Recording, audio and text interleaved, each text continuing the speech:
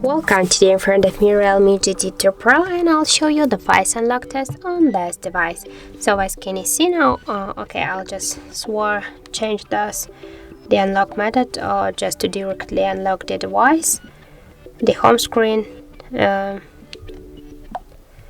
just to show you, as can you see, I can unlock the device with my face here. So now I'll just make a couple of tries to unlock our smartphone, and we'll see how fast and this feature is. So let's start. 1, 2, 3, 4, 5. Now I'll try to do this without my glasses, because I here set up my face recognition with the glasses, and we'll see does it work without the glasses. So as can you see, it does also work just